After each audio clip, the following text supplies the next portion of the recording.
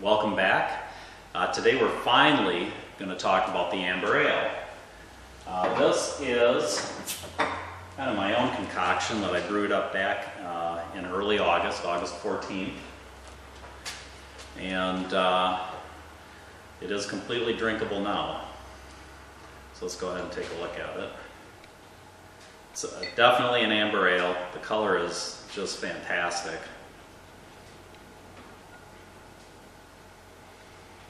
It's got a really nice head, nice caramel colored head.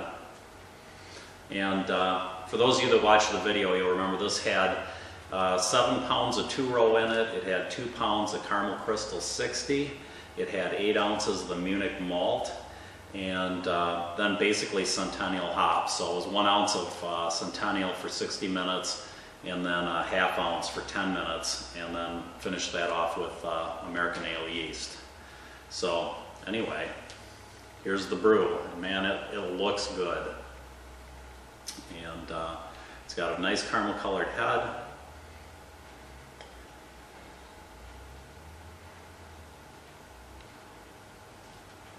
You know, I'd say I'm picking up on some of the caramel in there.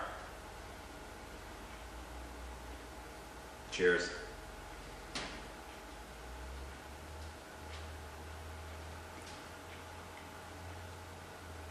Definitely picking up on some of the caramel that's in there. It has a little bit of bitterness at the tail end, not as much as it had about a week ago. This has been in the bottle now for 3 weeks. It's a really good beer.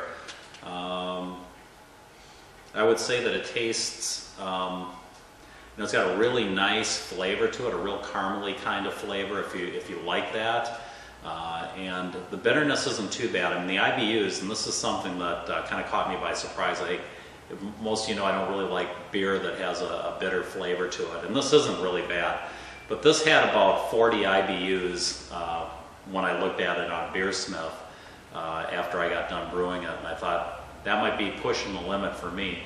So I usually like things a little bit less bitter than that. But this actually isn't bad. And I had my brother-in-law tried it last week, and I said to him, so do you think I should cut back a little bit on the bitterness? And he said, well, you could do that, but don't do it for me because I like this. So anyway, he seemed to really enjoy the beer. I think it's a good brew, and it's probably one I'll do again, but I do think that I'll cut back just a bit on the tail end of it.